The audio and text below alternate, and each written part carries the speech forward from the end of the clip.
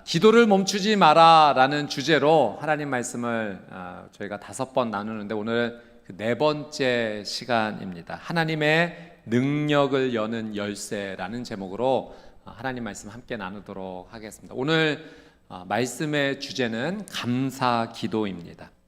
오늘 우리가 다니엘서 6장 말씀을 함께 읽었는데요. 이 다니엘서 6장과 다니엘에 대한 그 배경을 제가 간략하게 한번 설명해 드리도록 하겠습니다. 남유다가 하나님께 결국은 불순종해서 바벨론에 의해서 완전히 멸망을 당하게 됩니다. 이때 유다에서 바벨론으로 포로로 끌려갔던 사람들이 정말 많이 있었는데 그 가운데 한 명이 바로 다니엘이었던 거죠. 이때 끌려갔었던 이 나이를 학자들은 10대 중반에서 후반, 청소년 시절로 보게 됩니다. 다니엘이 어린 나이에 포로의 신분으로 끌려가서 이 바벨론의 궁중에서 교육을 받게 되는데요. 왕이 주는 음식을 받게 됩니다. 왕의 음식과 포도주를 먹어라 이렇게 내려왔는데 성경에 보면 다니엘이 자기를 더럽히지 않고자 하여 이 왕이 주는 음식과 포도주를 거절합니다.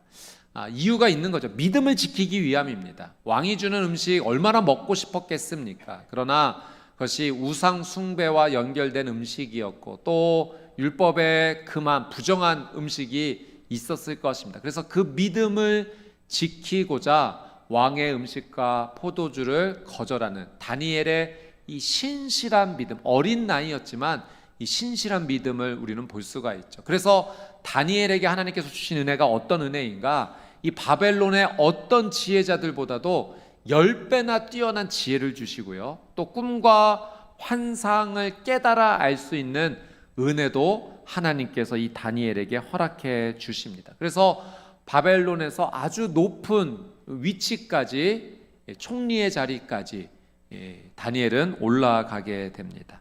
나중에 시간이 흘러서 이 바벨론이 멸망하게 되고요. 그 다음에 페르시아 제국이 세워지게 됩니다. 다니엘서에 보면 메대와 바사라는 표현이 나오는데 이 메대와 바사를 페르시아로 이해하시면 되겠습니다. 그러니까 메대 족속과 바사 족속이 함께 연합하여 세운 나라인 거죠. 이 바사라고 하는 표현이 페르시아라고 하는 표현입니다. 근데 놀라운 것은 다니엘이 바벨론에서도 이 높은 직책, 3번째 통치자까지 올라가게 됩니다. 그러면 보통 제국이 바뀌게 되면 이전 제국의 높은 위치에 있던 사람들은 사실은 다 죽지 않습니까?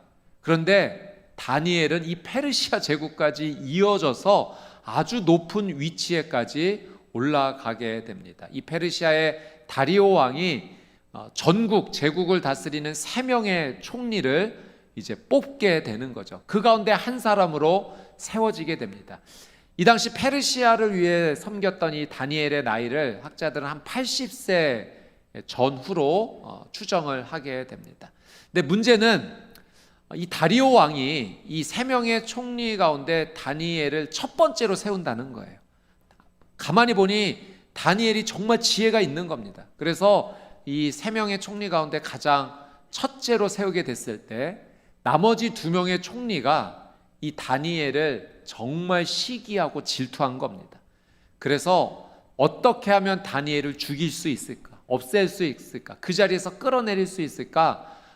다니엘에 대한 그 허점이 있는가? 샅샅이 찾아보게 되는데 도저히 다니엘을 끌어내릴 수 있는 그런 허점들이 하나도 발견이 되지 않는 겁니다. 그래서 이 2명의 총리가 다리오 왕을 찾아가서 겉으로는 이 다리오 왕을 위하는 척 제안을 하는 것이지만 사실은 이 다니엘을 죽이고자 하는 그 함정, 아주 간사한 계획을 세우게 되는데 30일 동안 다리오 왕이 아닌 다른 사람이나 다른 신에게 기도하는 사람이 있다면 그 사람을 사자굴에 빠뜨립시다라는 제안을 하게 됩니다. 그러니까 다리오 왕은 이 속내를 알지 못하고 왕의 도장을 찍어주게 됩니다. 당시 페르시아에서는 왕의 도장이 찍히면 그 누구도 그 정해진 법을 변개할 수 있는, 바꾸지 못하는 법이 있었던 거죠.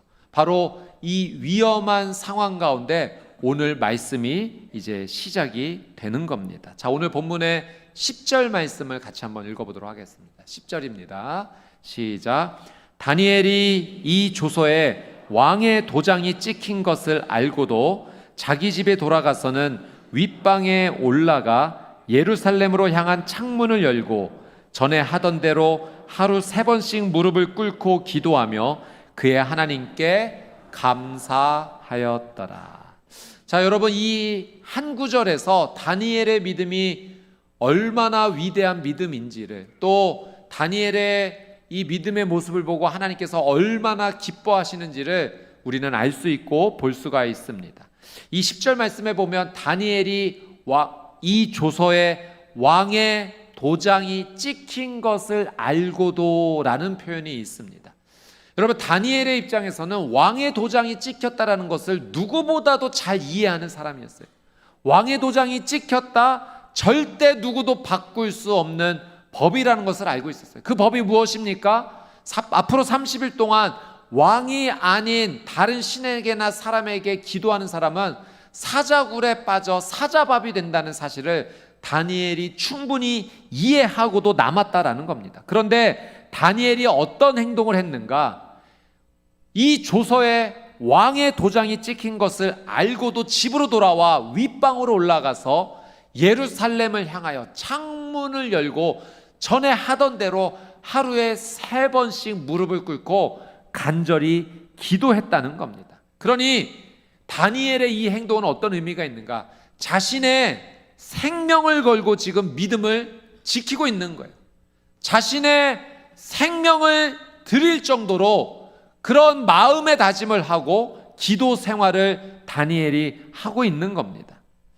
여러분, 우리가 이런 상황에 우리가 처했다라고 한번 상상해보고 가정해본다면 합리적으로 이렇게 생각해 볼 수 있지 않겠습니까? 앞으로 30일 동안 다른 사람이 눈치채지 못하게 기도하는 겁니다. 예전에 소리내서 기도했다면 이 기간 동안은 소리내지 않는 거예요. 창문을 닫고 기도하는 겁니다. 눈을 뜨고 마음으로 기도하는 거죠. 여러분, 그래도 우리 하나님은 우리의 기도를 받아주시잖아요. 근데 다니엘은 그렇게 행동하지 않았던 겁니다. 그리고 이 조서가 30일 동안만 유효하니 30일 동안만 기도하지 않으면 그 다음부터는 기도해도 상관이 없는 거죠. 한 달만 참는 겁니다. 한 달만 다른 사람이 눈치채지 못하도록 그렇게 기도 생활을 이어가는 것이 우리 생각으로는 합리적으로 그것이 옳다라고 여겨집니다. 그런데 다니엘은 그렇게 행동하지 않았다는 거예요. 다니엘은 자신의 생명을 내놓았습니다. 죽으면 죽으리라 생명을 내놓고 하나님에 대한 이 믿음을 표현했고 기도의 생활을 이전과 똑같이 행하면서 멈추지 않았다는 거죠. 여러분, 사람에게 있어서 가장 소중한 것이 무엇입니까? 생명 아니겠습니까? 생명보다 귀한 것이 있겠습니까? 자신의 가장 귀한 것을, 가장 소중한 것을 다니엘은 하나님께 믿음으로 드린 겁니다. 여러분, 다니엘에게는 그런 믿음이 있었던 거예요. 하나님께서 이제까지 여기까지 나를 지켜주시고 보호해 주셨다. 이 어려움의 순간에도 하나님께서 내 생명을 지켜주실 것이다. 하나님에 대한 분명한 믿음의 고백이 있었기 때문에 다니엘은 그 전능하신 하나님, 나에게 생명을 주신 하나님을 믿었기 때문에 자신의 생명을 드리는 이 믿음의 표현을 할 수 있었던 거죠. 다리오 왕이 훌륭한 왕이지만 우리 하나님은 더 위대하신 왕이시다. 나의 대적자들이 내 목숨을 지금 노리고 있지만 우리 하나님은 반드시 나를 지켜주실 것이고 보호해 주실 것이다. 그리 아니하실지라도 나는 내 믿음 하나님 앞에 생명을 걸고 지키리라. 이 믿음의 고백이 다니엘에게 있었던 겁니다. 여러분, 하나님께서 다니엘을 보시고 얼마나 기특하게 보셨을까요? 얼마나 감동받으셨을까요? 야, 다니엘 이 정도야? 이 정도로 나를 신뢰하는 거야? 이 정도로 나를 경외하고 나를 믿는 거야? 하나님께서 다니엘을 보시고 다니엘의 그 믿음의 결단을 보시고 너무 기뻐하지 않으셨겠습니까? 다니엘의 믿음의 무게를 하나님께서 재시는데 이 믿음의 무게가 하나님을 기뻐하실 만큼 넉넉히 나가는 거죠. 그 믿음의 순도 깊은 무거운 다니엘의 믿음을 하나님께서 기뻐하시며 감동 있게 바라보신 겁니다. 여러분, 우리의 삶에서 우리가 성장하기 위해서는 목표가 있어야 됩니다. 우리가 이 정도까지 성장하고 싶다. 학생들은 나는 이 정도까지 성적이 올라갔으면 좋겠다. 목표가 있어야 되는 거죠.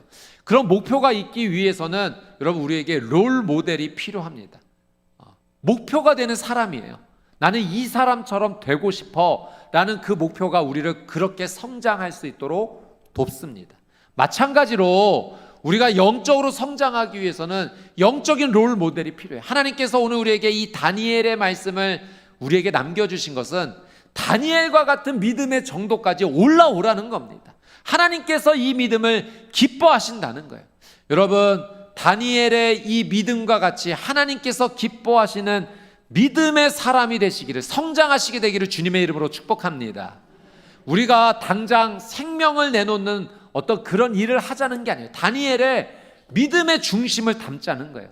진심을 다해, 전심을 다해 하나님을 향해 뜨거운 마음을 가진 다니엘의 이 믿음의 모습을 우리가 바라보고 쫓아가자는 겁니다.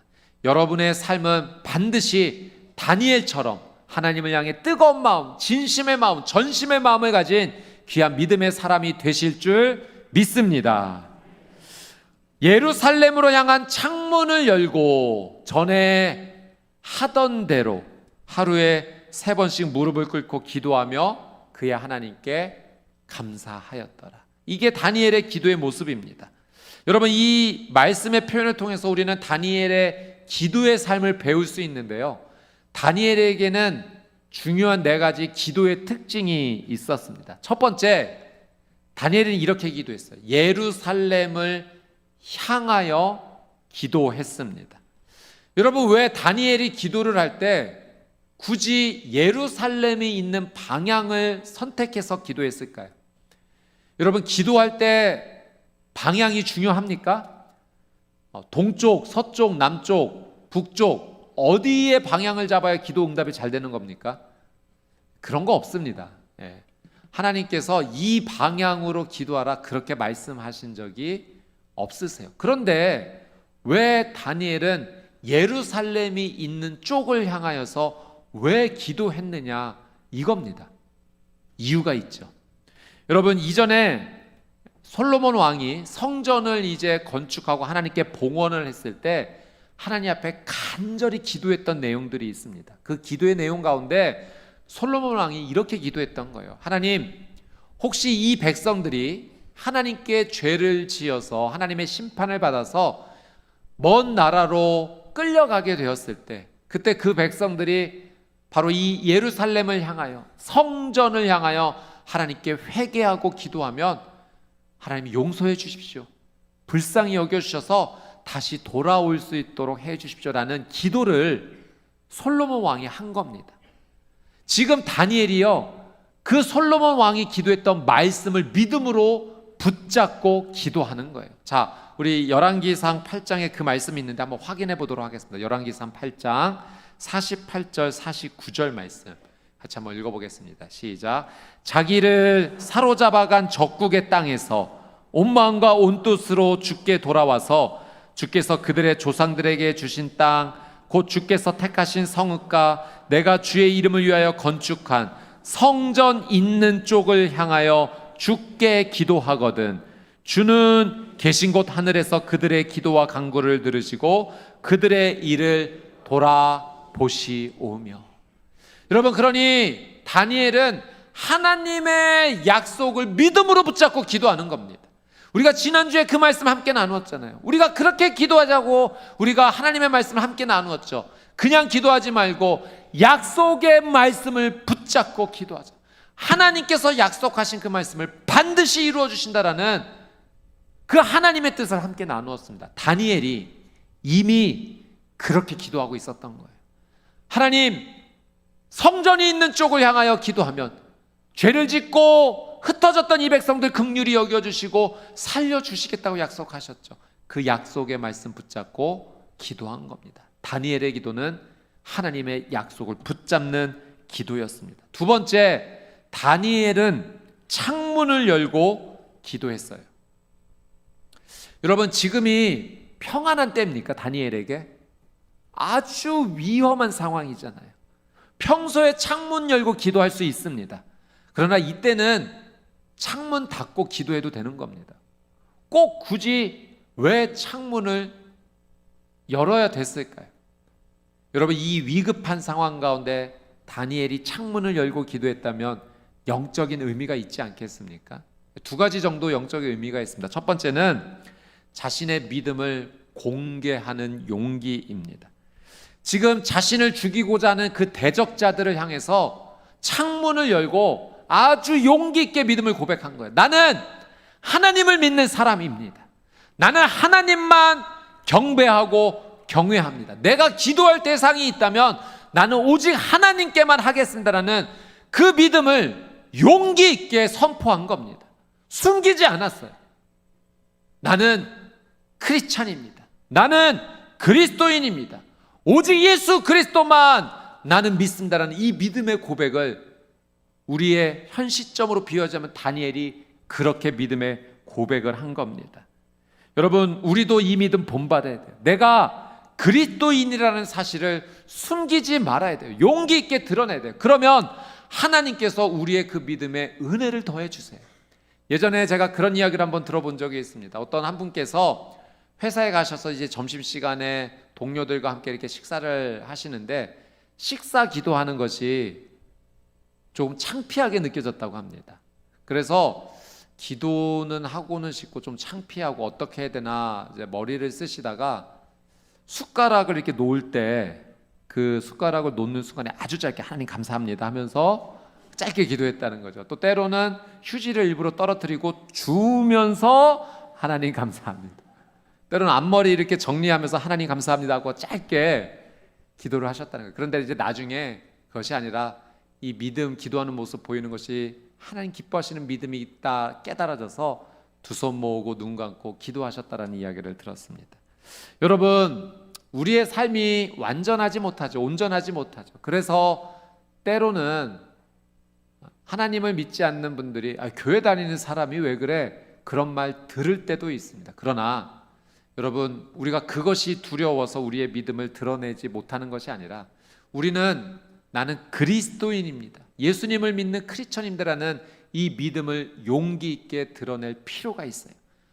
그런 믿음을 표현할 때 하나님께서 그 믿음 위에 반드시 은혜를 더하여 주셔서 그 믿음이 성장할 수 있도록 도우십니다. 그래서 나중에는 결국 역시 믿는 사람은 달라 그 이야기를 듣게 될 겁니다. 여러분, 세상을 향해 믿음의 창문을 용기 있게 활짝 여는 저와 여러분이 되시기를 주님의 이름으로 축복합니다. 다니엘이 창문을 열었던 두 번째 영적인 의미가 있으니 그것은 하나님과 연결되기 위한다. 나는 하나님과 계속 연결되기를 원한다라는 믿음의 고백이죠. 여러분, 영적으로 다니엘은 하나님과 계속 연결되기를 원했어요. 삶의 고난이 찾아와도 어려움이 찾아온다라고 해서 하나님과의 연결이 끊어지기를 원치 않았던 겁니다. 그래서 창문을 열고 하나님과 나는 연결되고 싶다라는 그 믿음의 고백으로 창을 열고 기도한 겁니다. 외부적인 상황이 나를 흔들지라도 나는 하나님과 늘 함께 연결되고 싶습니다. 우리에게도 이 믿음의 고백이 필요한 거죠. 지금 나는 하나님과 연결되어 있는가? 나의 영적인 창문은 하나님을 향해 활짝 열려져 있는가? 혹시 나의 말, 나의 생각, 나의 행동으로 인해서 하나님과 단절되는 그런 일은 있진 않는가? 우리는 영적으로 면밀하게 우리의 삶을 살펴봐야 됩니다. 여러분, 하나님과 단절된 삶이 아니라 하나님을 향해 언제든 창문을 향해 활짝 열려있는 하나님과 연결되어 있는 영적인 삶이 되시기를 주님의 이름으로 축복합니다. 자, 다니엘의 세 번째 기도의 특징이 있다면 그것은 전에 하던 대로 하루 3번씩 무릎을 꿇고 기도했다는 겁니다.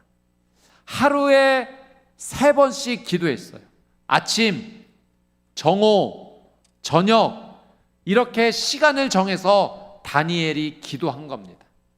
여러분, 이렇게 하루에 3번씩 기도했다는 것은요, 이런 의미예요. 다니엘이 기도의 결단을 가졌다는 겁니다. 여러분, 그냥 기도되지 않아요. 나 시간 되면 기도하지, 상황이 조금 열려지면 기도하지, 그러면 기도하지 못합니다.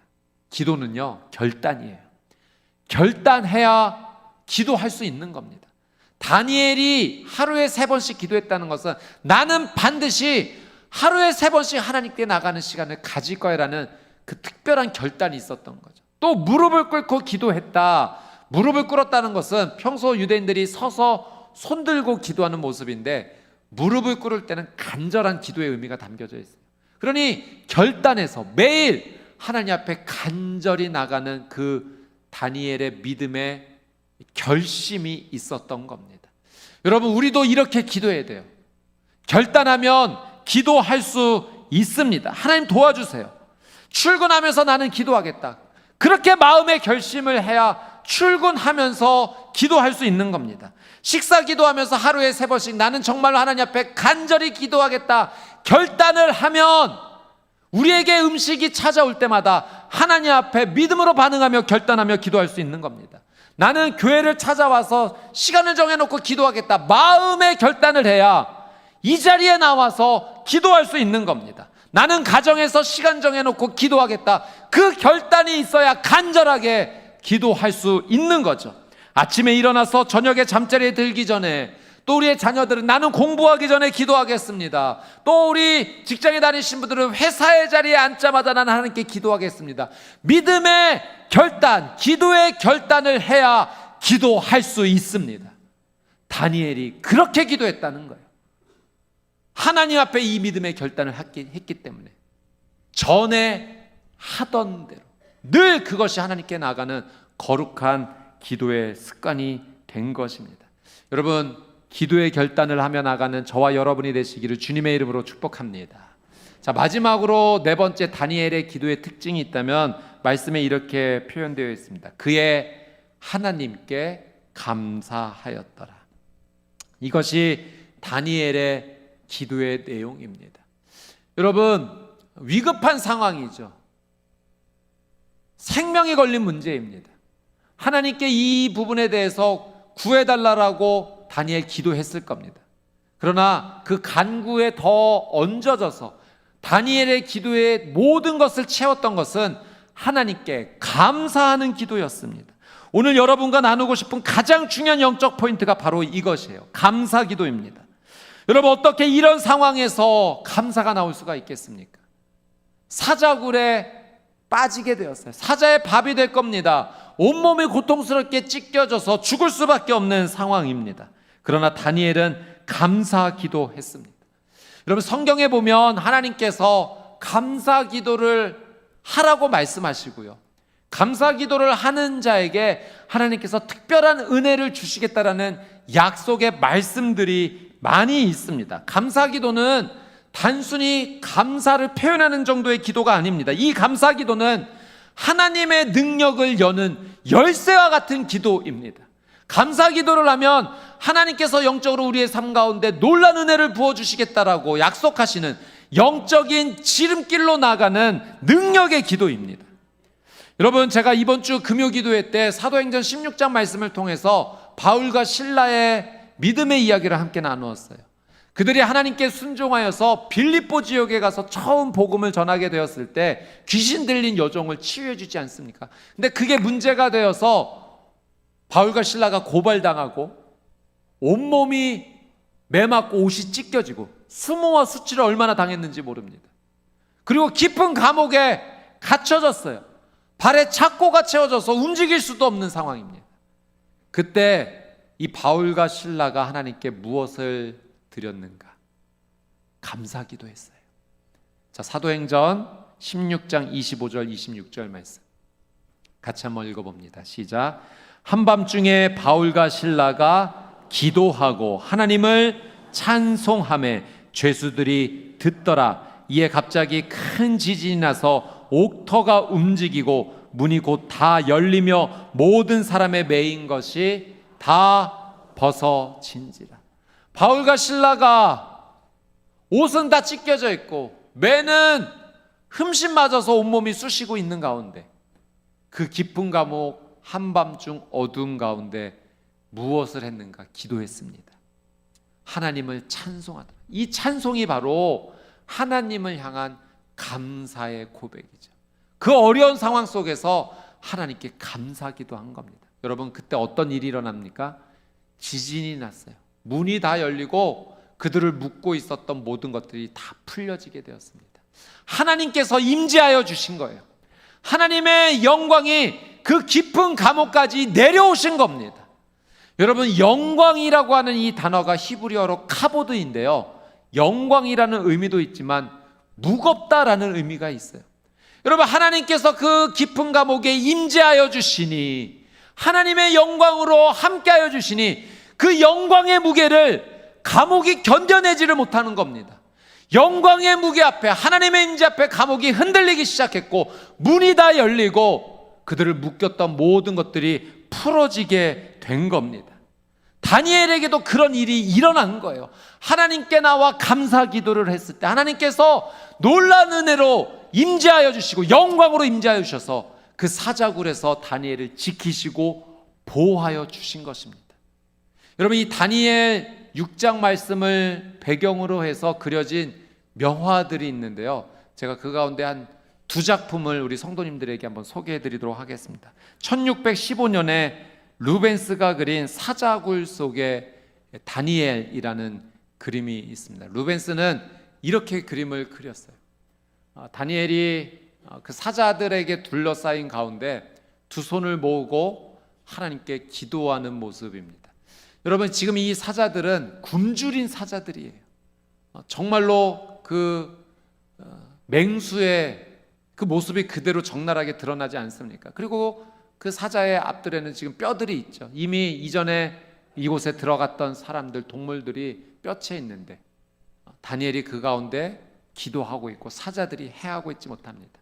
그림을 보면은 이 다니엘에게 빛으로 임하는 모습을 보게 됩니다. 하나님의 임재와 하나님의 영광의 빛이 다니엘 가운데 지금 내려오고 있는 모습이 표현되고 있는 거죠. 또 하나의 작품은 1890년 브리턴 리비에르가 그린 왕에게 대답하는 다니엘이라는 그림입니다. 굶주린 사자들이 마치 그 뒤에서 이 다니엘을 호위하고 있는 듯한 모습이죠. 다니엘은 아주 여유 있게 뒷짐을 지면서 얼굴을 하늘을 향하여 들고 있습니다. 하나님을 바라보는 거예요. 그리고 그 다니엘에게 빛이 임하는 모습을 볼 수가 있습니다.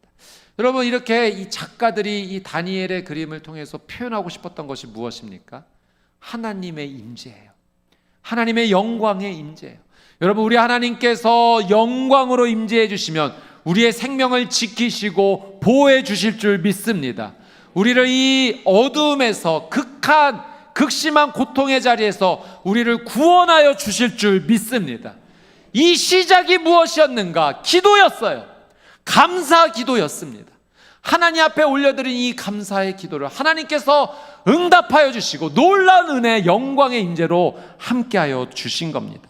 빌립보서 4장 6절 7절 말씀에 아무것도 염려하지 말고 다만 모든 일에 기도와 간구로 너희 구할 것을 감사함으로 하나님께 아뢰라. 그리하면 모든 지각에 뛰어난 하나님의 평강이 그리스도 예수 안에서 너희 마음과 생각을 지키시리라. 아무것도 염려하지 말고 다만 모든 일에 기도와 간구로 너희 구할 것을 감사함으로 하나님께 아뢰라. 하나님께서 지켜주실 것이다. 여러분, 감사 기도는 하나님의 능력을 여는 열쇠인 줄 믿습니다. 감사하는 자에게 하나님의 보너스 은혜가 임해요. 여러분, 예수님께서 10명의 나병 환자 고쳐주셨을 때 그 중에 한 사람이 돌아와 예수님께 감사했죠. 그가 얻었던 보너스 은혜. 여러분, 질병이 치유받았을 뿐만 아니라 더 중요한 영혼이 구원받는 은혜를 누리게 되었습니다. 여러분, 감사 기도하는 자에게 하나님께서 더하여 주시는 은혜가 우리에게 베풀어 주시는 줄 믿습니다. 감사 기도하십시오. 특별한 은혜가 임합니다. 제가 책에서 읽은 한 영적 도전을 받은 내용이 있어서 소개를 해드리는데, 한 목사님께서 청소년 시절에 자신의 삶 가운데 신앙 지도를 해주신 집사님이 계시다는 거예요. 제가 보면 아마 교사 선생님이셨던 것 같아요. 이렇게 얘기해 주셨답니다. 주일에 헌금할 때 그냥 헌금하지 말고 감사 헌금을 하렴. 500원을 하든 1000원을 하든 액수는 상관없단다. 감사 헌금 봉투에 감사 제목을 쓸 수 있는데, 그러면 매주 한 주를 돌아보며 하나님께 감사했던 일을 찾을 수 있어. 그래서 그 신앙교육 그때부터 20년 동안 이 목사님이 매주 그렇게 감사 헌금을 드렸다고 합니다. 정말 액수와 상관없이 그냥 적을 때는 적은 대로, 없는 데는 없는 대로 매주 하나님께 감사를 적으면서 그냥 감사기도 제목을 적을 수 있다는 사실에 그것이 너무나 큰 은혜가 되었고, 때로는 그 주간에 있었던 감사를 하나님께 올려드리면서 하나님께서 이렇게 은혜를 주시는구나 눈물 흘렸던 적이 한두 번이 아니었다고 합니다. 여러분, 하나님께 감사하는 사람이 되십시오. 다니엘은 감사의 사람이었어요. 감사기도하는 사람이었어요. 감사기도하는 그의 삶 가운데 하나님께서 더 큰 감사를 할 수 있도록 은혜를 베풀어 주십니다. 감사기도는 하나님의 능력을 여는 열쇠입니다. 매일매일 감사하며 하나님 앞에 나가는 우리 믿음의 평천교회 성도님들 되시기를 주님의 이름으로 축복합니다.